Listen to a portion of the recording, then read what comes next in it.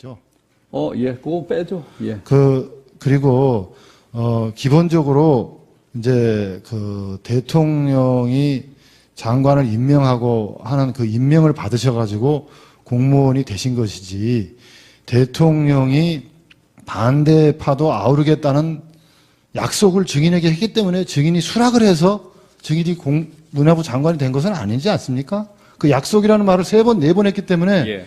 물어보는 겁니다. 대통령이 이렇게 약속한 게 맞습니까? 예, 저로서는 대통령께 약속이라는 표현을 쓰면서 말씀을 드렸었고, 두 번째, 그렇게 얘기하시는 거는 마치 군주시대에 왕이 임명하듯이 하는데 저는 그렇게 생각을 하지 않습니다. 국민이 위임한 권한을 가지고 저는 그 권한의 일부를 대통령을 통해서 다시 재위임받은 거라고 생각을 하고 있습니다. 좋습니다. 좋습니다. 그 다음에요. 마지막 질문인데요.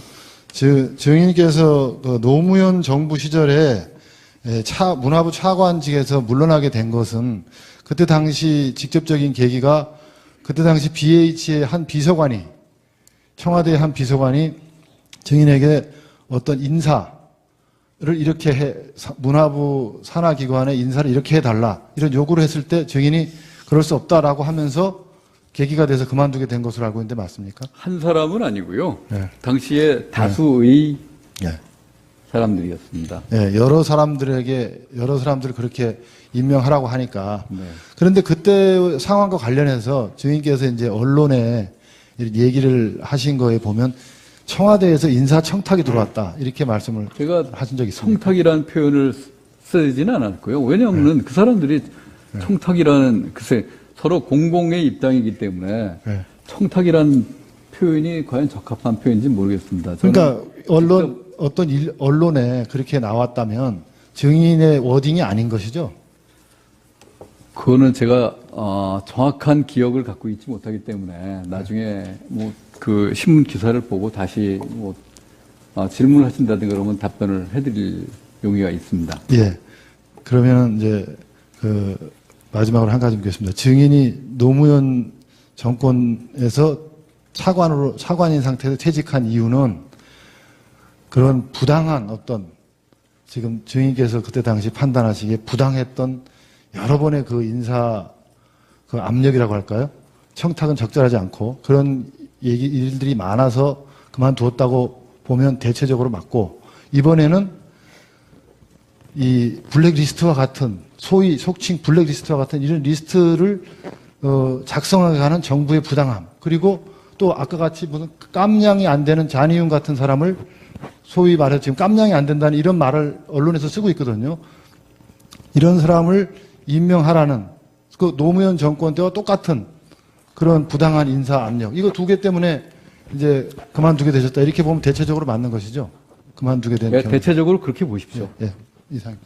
예, 소장님, 지금 방금 손범규 변호사님의 이 증인에게 물은 이 대답에 대한 가장 핵심적인 부분에 대해서 국한해가지고 탄핵을 하기 위해서, 증인의 신빙성을 탄핵하기 위해서 간략하게 하시라고. 예, 하겠습니다. 증인, 아까 그 대통령께서 그 증인이 장관으로 그 임명을 하겠다고 해서 뜻밖이라고 생각했다고 했잖아요. 네.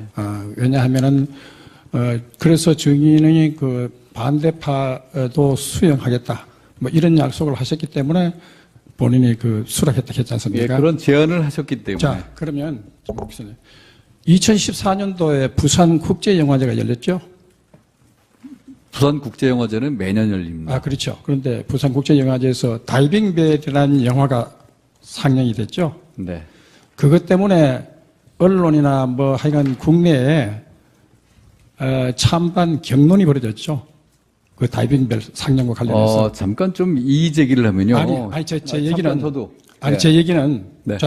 경론이 벌어졌는데, 제가 얘기하고 싶은 것은, 그때, 그, 소위 다이빙벨 그 상영에 대해서 이의를 제기한 측에서는 주로 이 영화가 이 세월호 사건의 의혹을 대단히 증폭시키면서 증폭시켰고, 또 그리고 그것이 예를 들 것 같으면 세월호 사건은 실제로 10척의 여객선이 다 출항을 하기로 되어 있는데 9척은 승객 기상이 악화돼 가지고 승객의 안전을 고려해 가지고 다 출항을 포기했는데 세월호만 출항을 강행했다.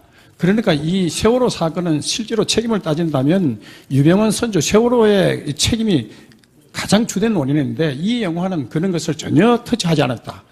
또 언론에서 제기한 거 보면 이 유병헌 선주가 김대중 노무현 정권을 거치면서 2천억 원 부채 탕감받고 3천여억 원 특혜 융자 받아가지고 갑자기 재벌이 된 이런 부도덕한 이런 것들이 결국 이런 인재를 일으키지 않느냐.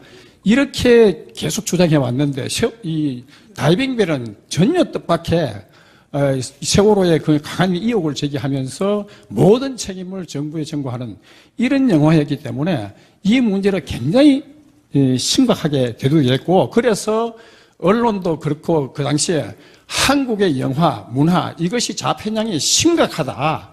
그래서 아까 뭐 김기춘 실장이 뭐 지나치게 이거 했다 하지만은 비단 김기춘 실장뿐만 아니라 많은 국민들이나 건전한 의식을 갖고 있는 이런 언론이라든가 이런 쪽에서는 이 영화계 다이빙벨 이 상영을 보고 강력한 비판을 했던 것은 사실이죠.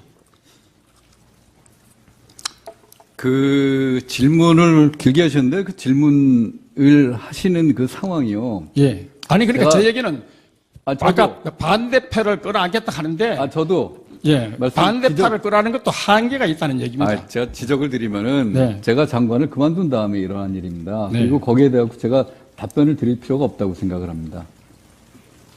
예, 그렇지만은 결국은 한국 영화계 현실에서 증인도 그 영화 문화 쪽에 꾸준하게 해왔으니까 하는 얘기입니다. 예, 저는 제 답변을 드릴 필요가 없다고 생각을 그러면 하는데 그 답변을 드릴 필요 없는 걸로 이렇게 정리하겠습니다. 그러면은 제 판단을 구하지 마십시오. 예, 알았어요. 그런데 문제는 그런 예, 그만하시죠. 이상입니다.